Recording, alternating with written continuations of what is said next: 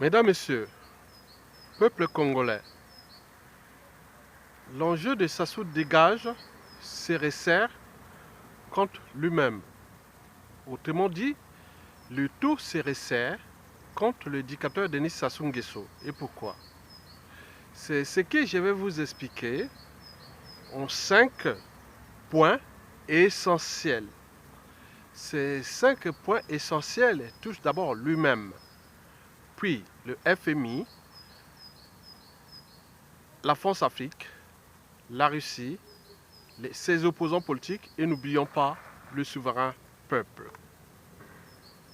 Mesdames, Messieurs, peuple congolais, je vous informe que Sassou Nguesso, c'est un pigeon voyageur qui ne sait pas qu'on est en train de le déplumer.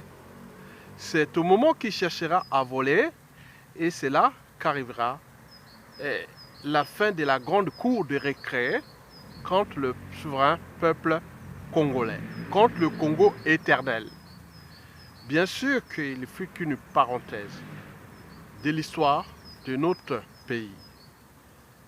Mesdames, Messieurs, Sassou Nguesso, en apparence imperturbable, serein, mais en secret, il est terrifié. Bien sûr qu'il a déjà fait la lecture de la chute de la plupart des dictateurs de sa classe, c'est-à-dire la classe des dictateurs liberticides, anti-démocratiques, anti-sociales, criminogènes et voies d'appropriation de leur pays comme leur propriété privée. Je vous informe que Sassou Nguesso ne sait plus distinguer le vrai du faux. Et il est perdu.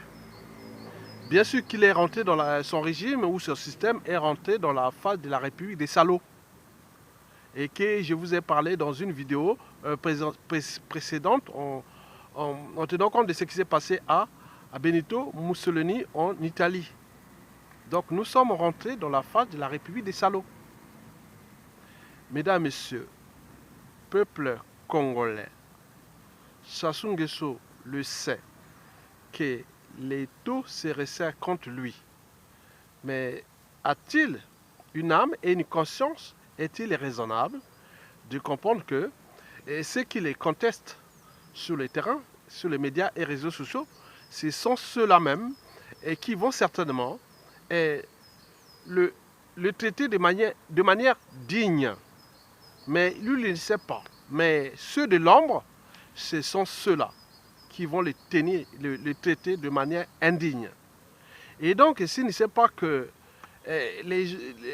ceux qui aboient, comme on l'a dit, que dans les règles de la vie, dans les règles de la vie, bon, il y a les rats. Hein? Quand il y a des rats qui sortent, c'est que le bateau est en train de chavirer. Et donc, on a vu les rats de Sassou qui sortent de partout. Donc, il ne sait même pas mesurer la fin de ces cycles. Que toute chose a toujours un début et une fin. C'est la règle. Elle est universelle. Aucune matière vivante ne peut rester éternellement.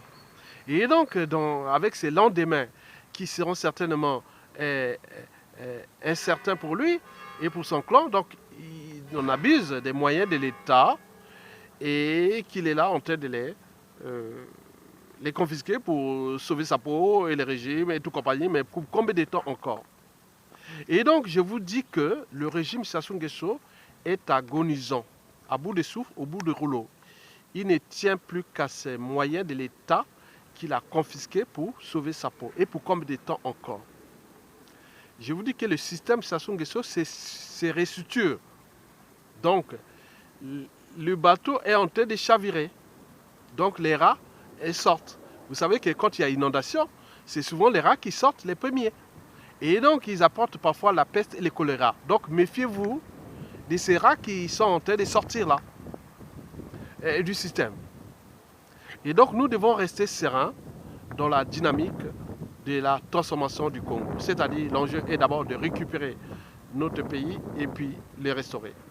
Ensemble, dans le cadre tout simplement de devoir de mémoire, de la justice, du droit, de l'ordre, de la nation et de tous ces bouleversements en cours, en tenant compte que nous ne sommes pas dans une île, nous sommes au Congo, donc on est en interdépendance avec le monde entier. Donc nous devons être en phase avec le monde entier. Et nous devons diffuser ces informations au monde entier que nous avons tout à gagner ensemble après Sassou Nguesso. Donc, ceci dit, donc, le deuxième point, il est celui du FMI. Il a fait des fast news.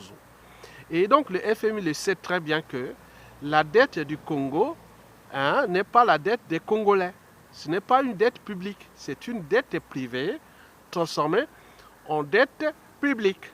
Et donc, Sassou Nguesso cherche à la restructurer ou à la rééchelonner pour les laisser cette merde aux générations futures, c'est-à-dire à ses enfants, petits-enfants et arrière-petits-enfants. Donc, c'est quelque part de quelqu'un d'irresponsable. Et le FMI le sait d'ailleurs qu'il y aura des montages de jurisprudence parce que cette dette n'est pas la dette du Congo et que nous n'allons pas la payer. Et donc, les gens ont déjà mis toutes les stratégies juridiques avec un Congo qui va arriver avec des experts juridiques et financiers et tout compagnie pour montrer que cette dette n'appartient pas au Congo. Et donc, c'est au FMI de prendre ses responsabilités. Parce qu'on peut faire, on a d'autres choix. Le choix, c'est que Sassou dégage. On ne lui donne pas l'argent. Parce que si on donne de l'argent à ce monsieur, il n'a jamais changé de modèle économique, politique et tout compagnie. Donc, quand on lui donne l'argent, il ne sait que d'acheter la conscience mondiale pour qu'il se mette, tiens, un être mortel qui va laisser une poudrière. Et deuxièmement, quand ça ne suffit pas, il achète des moyens de répression, de justice et de sécurité pour terroriser la population. À défaut, c'est des assassinats, des cadres civils, politiques et militaires, des opposants politiques, la torture et tout compagnie. Donc, au XXIe siècle, est-ce que le FMI va être comptable de cette situation qui, au jour de la conscience universelle, qui ne cesse de se transformer à travers les médias et les réseaux sociaux, la culture globale et autres. Donc, tout le monde sait que si le FMI donne l'argent à Sassou Nguesso, ça sera de sa responsabilité historique, financière, parce que le Congo-Brazzaville ne payera jamais cette dette. Et les médias et les réseaux sociaux, avec le budget qui sera alloué pour les comptes de cette communication globale sur cette dette injuste, et donc le FMI ne peut pas prendre ces responsabilités-là, sous prétexte de sauver le pouvoir d'achat au Congo. C'est un non-sens. Donc le message est ainsi lancé. Donc, Sassou Nguesso n'aura pas de pécule. Le pays est en récession depuis que Sassou Nguesso est là. Il n'a su qu'apporter la dette au Congo, alors que le Congo est un pays riche. Le pétrole coulait à flot et continue à couler à flot. Le bois précieux, les mines et les minéraux, tout ça, il a tout vendu. Et donc, ça va être des embrouilles pour la suite. Donc, sur ce plan, je vous dis qu'il n'aura pas de pécule. Même s'il est allé chercher à rééchelonner ou à structurer cette dette, une partie de sa dette privée avec la Chine, et qui, en contrepartie, il a dit que bon, ben, je vais faire ressources naturelles et compte rééchelonnement de cette dette pour que j'aille rouler le monde entier et à travers les FMI pour prendre l'argent. Mais la Chine aussi, quelque part, elle dit non, mais attends, ça devient un souci parce que Sassou n'est pas éternel. Donc, Sassou devient problématique pour les intérêts majeurs de la Chine au Congo, étant donné que le Congo est aussi un pays stratégique du bassin du Congo, où toute la sous-région écoute toujours la voix du Congo-Brazzaville. Donc cela risque d'avoir des conséquences sur la stratégie de la Chine en Afrique équatoriale. Donc Sassou Nguesso et sa France et son FMI et la Chine, ils sont ainsi alertés. Et que cette dette est une dette privée transformée en dette publique. Et que, dans la continuité des États, donc il va laisser ça aux générations futures. Et que et les générations aujourd'hui ont tout compris que ce n'est pas notre dette. Donc faites vos jeux là-bas, et même s'ils sont en train de vendre à la découpe nos ressources naturelles, mais il arrivera toujours cette jurisprudence, cette souveraineté des États et qui, au moment venu, les hommes responsables qui sont non seulement à l'échelle nationale et ils sont aussi également au niveau à l'échelle internationale. Donc, le FMI est prévenu, la Chine aussi, et donc, aux yeux de la conscience universelle, et vous allez voir qu'il y a des stratèges qui vont montrer aux yeux de la communauté mondiale que ce système-là ne va plus durer comme ça, tout en surendettant les peuples et qui n'ont pas mérité cette dette, et tout en bradant leur écosystème essentiel, et ça devient immoral. Et, mesdames, messieurs, le troisième point, c'est la Russie. Sassou Nguesso cherche à aller faire son lobbying avec la Russie. Et la Russie, le 22 mai, Sassou Nguesso certainement sera en Russie. Et Poutine a dit niet, viens pas perdre ton temps. Mais il tient parce que c'est un reptilien. C'est un net à son foie. Vérité ou mensonge, c'est pareil. Il n'a pas d'émotion. Donc lui, il vit que c'est pour sa survie. Quoi qu'en allant en Russie, il pourra avoir du pécule. Que niet. Vous savez que la Russie de Poutine a eu à un moment donné, pendant ses études universitaires, avait été dans la même chambre qu'un Congolais. Donc vous savez que la première communauté métissée congolaise est française, bien sûr, mais la deuxième, elle est rusophone. Donc nous avions aussi des réseaux rusophones puissants. Donc, n'oublions pas que nous étions un pays communiste pendant plus de 21 ans ou 22 ans. Donc nous avions cette histoire-là. Donc la Russie sait que Sassou devient aussi le problème de ses intérêts majeurs et de sa pénétration en Afrique équatoriale. Donc Sassou Nguesso devient le problème. Il est souillé. Et donc la Russie ne va plus tolérer ça. Et que sur ce plan, la Russie a pris ses responsabilités. Elle va certainement revenir au Congo par la grande porte à la chute de Sassou Nguesso. Et vous l'avez tout compris. Donc, revenons sur le FMI. Le FMI sait que la plupart des grandes puissances, qui sont des concurrents de la France, pensent que donner l'argent du FMI à Sassou Nguesso, c'est enrichir Sassou Nguesso et la France. Donc, il y a des contre-réactions financières et tout compagnie qui rentrent dans la mêlée. Donc, j'ai introduit ici la France-Afrique, qui est d'ailleurs pris dans le piège. Vous savez que la communauté francophone d'Afrique est à 90% en méfiance et en défiance vers cette France-Afrique qui essaie de tirer ses ex-colonies vers le bas. Bien sûr que la France n'a pas su décoloniser ses mentalités, habitudes et comportements. Bien sûr que la France n'a pas su décoloniser l'Afrique francophone, qui est aujourd'hui l'auberge des dictateurs les plus cruels existants au monde, en Afrique et notamment dans le bassin du Congo. Et pour combien de temps encore? Et donc, vous savez que historiquement, et jusqu'aujourd'hui et demain, la nature et l'humanité s'est toujours transformée à travers les crises. Donc, sans les crises, il n'y a pas de transformation. Donc, la transformation de la France-Afrique est en cours. Donc, nous devons accompagner la France puisqu'elle est là, et notre chance. Et je l'ai toujours dit que j'ai reformulé toujours la pensée de Aimé Césaire qui disait que le malheur de l'Afrique, c'est d'avoir rencontré la France. Moi, j'ai reformulé cette pensée. J'ai dit non, Aimé Césaire, le malheur de la France, c'est d'avoir bien sûr rencontré l'Afrique, mais c'est surtout d'avoir entretenu cette France-Afrique qui va certainement le tenir dans le déclassement général. Parce que toute chose a un début et une fin, il y a des transformations sont en cours. Mais je reviens toujours sur cet état de crise qui risque d'emporter non seulement cette Afrique francophone, mais également la France. Donc nous lançons ce message d'alerte à toute cette oligarchie politico-affairiste de la 5e République française qui est déjà obsolète et qui aujourd'hui on voit les crises sociopolitiques, on ne sait pas comment ces crises sociopolitiques et économiques et autres de la France, va-t-elle se terminer dans, de, de, de, de manière chaotique et autres. Donc la France est en danger, mais elle n'a pas su anticiper ces bouleversements majeurs et qui déjà, ses alliés ex-pays colonisateurs, s'étaient déjà décolonisés de l'Afrique depuis leur décolonisation. Donc la France est aujourd'hui le problème qui aujourd'hui pose bien des soucis aussi à l'Europe, en tenant compte des problèmes d'immigration et qui 2/3 d'immigrants qui arrivent d'Afrique noire sont tous issus de l'Afrique francophone, qui est la France cache les problématiques de l'Érythrée est déjà résolue. L'Érythrée est en train de transformer, le Soudan d'ailleurs. Et donc, il reste aussi l'Afrique du Nord. Mais quand on voit les facettes, on sait que ça c'est noir, ça c'est arabe. Mais en tenant compte de l'Afrique noire, on voit que majoritairement viennent d'Afrique francophone.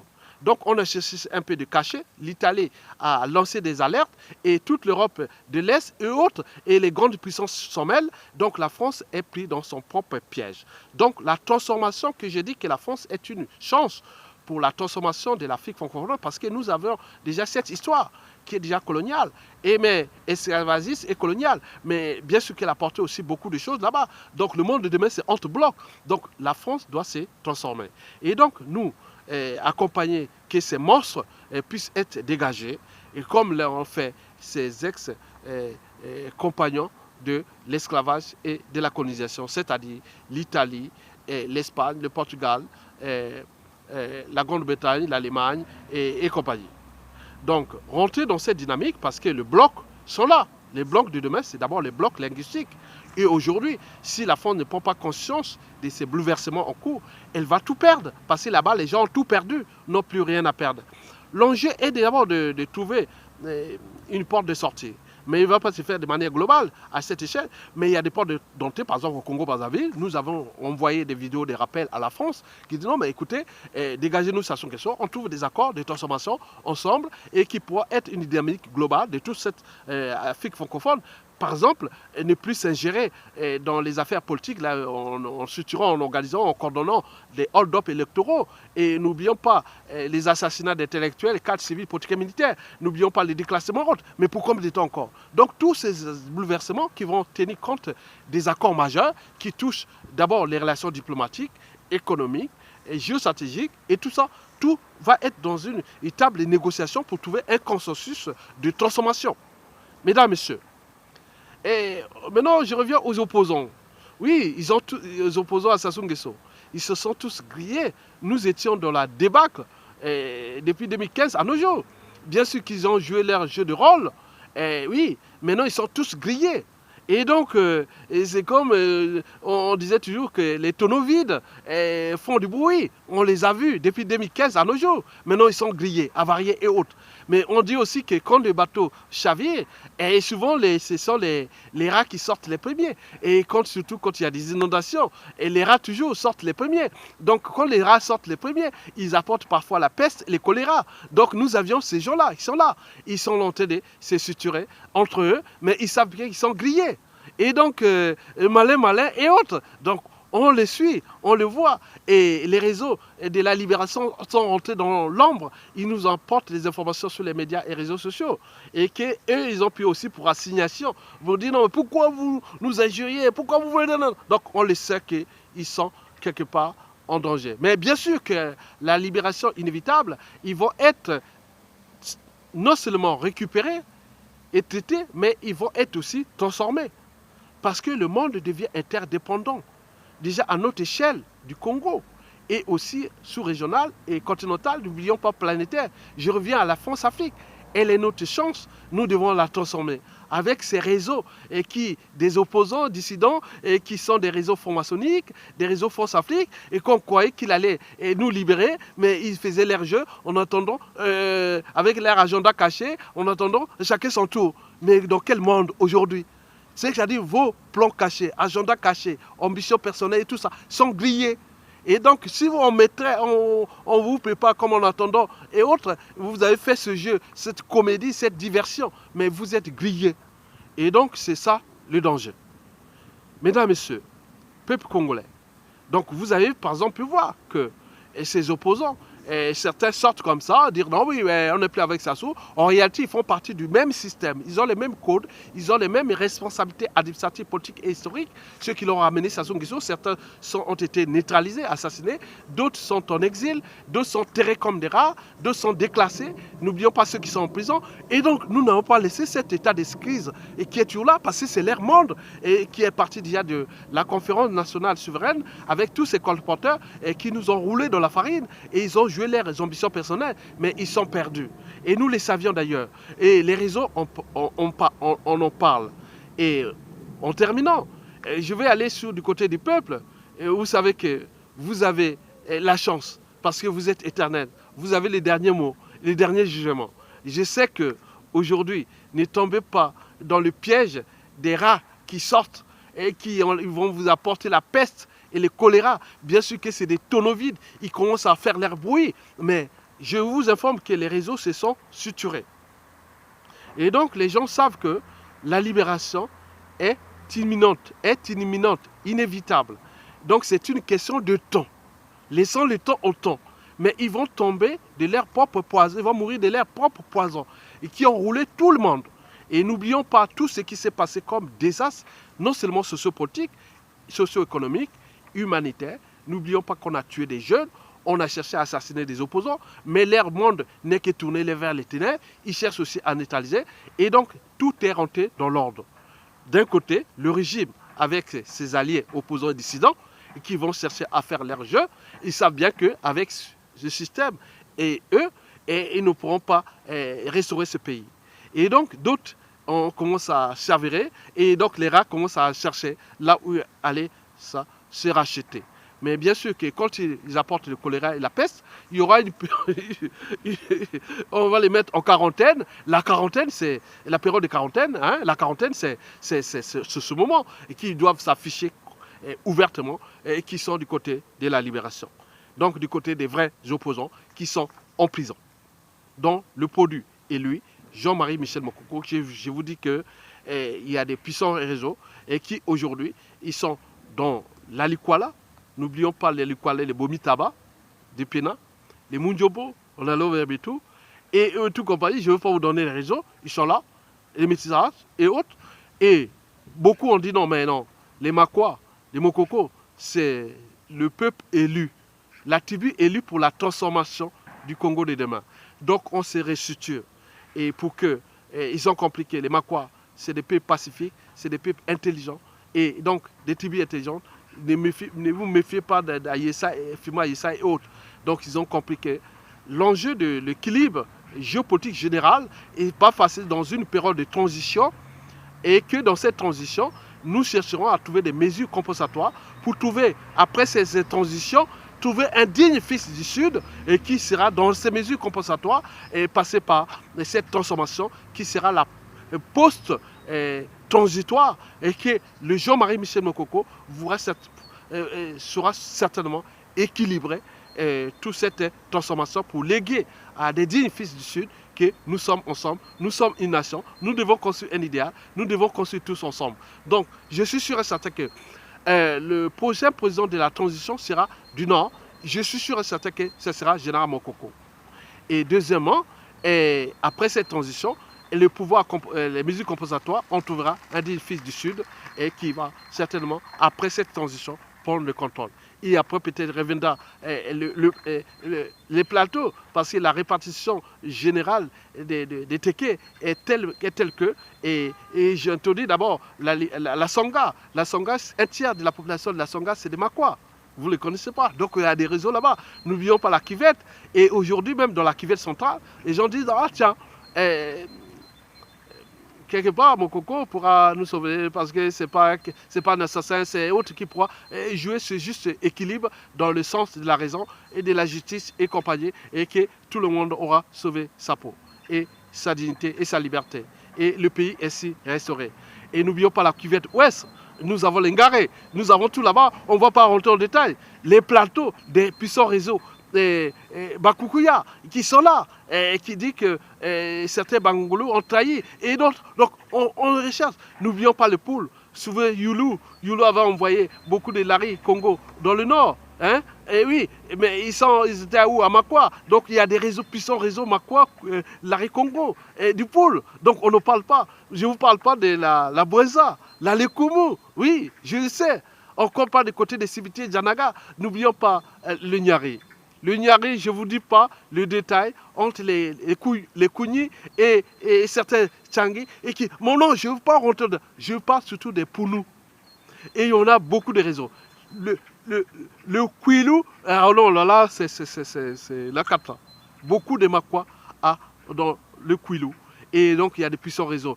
Les métissages et autres. Donc, nous sommes dans cette transformation. L'enjeu est d'une transition pacifique et que, à la suite de cette transition, nous trouverons dans le cadre de la démocratie un digne fils du Sud et qui pourra prendre le pouvoir et qui pourra se transformer peut-être X années pour le poule, X années pour les Nibolais, X années pour les Koulou, X années pour les plateaux, X années. Donc nous devons aller dans cet ensemble. Donc les transformations sont en cours et donc je reviens à ceux qui ont voulu trahir les uns et les autres. Les réseaux ont dit que plus de visibilité. Laissez les gens qui vont être dans le processus de la conspiration, comme l'ont fait depuis 2015 à nos jours, jouer leur jeu. Mais nous, l'enjeu n'est pas de briser les vies. Nous, c'est dans le cas du droit. Le droit, strictement du droit. Nous avons des femmes de droit, des hommes de droit du Congo-Brazzaville qui sont beaucoup en exil. Beaucoup en exil. Je ne veux pas vous citer les noms. Et majoritairement sont de la Bouenza. Et aussi du Kwilu. Du Poule. Je vous dis sincèrement, c'est des réseaux. Donc si vous avez compris ça, donc accompagnez la dynamique. Et donc les réseaux de Sassou Nguesso, sachant que vous n'allez pas faire du mal à Mokoko.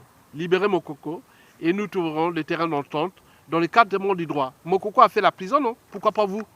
Mais nous, on n'est pas là pour l'assassiner. Nous sommes là pour reprendre le droit, dans le strict respect du droit.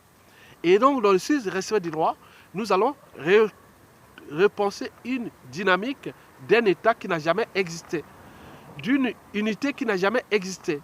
Nous allons mettre les commissions vérité et réconciliation, les États généraux de la nation et toutes ces transformations en cours. Donc, vous devez accompagner toutes ces dynamiques. Donc, je vous remercie et à bientôt et bon vent. Et je vous dis sincèrement que notre transformation en cours, que nous allons repenser cet état d'esprit général, il n'est pas seulement de détruire les autres au profit des uns et des autres. Non, nous sommes dans la transformation générale. Donc, le nouveau Congo arrive. Et donc, les réseaux sont en train de se structurer comme rien ne se perd, rien ne se crée. Tous est ensemble. Donc nous sommes dans cette transformation générale et qui va arriver d'ici peu de temps. En tenant compte de cette géopolitique nord-sud, de la géopolitique sous-régionale, et n'oublions pas toutes ces transformations continentales qui vont arriver, n'oublions pas que nous avions toujours cette France-Afrique, que nous allons la transformer, que nous avions toujours besoin de la France sera toujours là. Au moment que Sassou Nguesso va chuter, les premiers accords stratégiques et autres vont toujours revenir du côté de la France pour trouver les mesures compensatoires pour transformer cette dynamique nouvelle qui va tenir compte des équilibres qui seront là pour dynamiser cette Afrique francophone dans une dynamique d'alternance politique où l'économie restera toujours l'économie, les enjeux économiques entre eux, laisser le marché gérer ça, et de l'autre côté, les enjeux stratégiques seront entre les accords majeurs, et donc à ce moment-là, nous pourrons transformer une dynamique nouvelle de cette France-Afrique. Donc nous avions cette chance d'être Congolais, nous avions cette chance d'être avec la France-Afrique. Mesdames, Messieurs, et donc vous avez tout compris, et à bientôt.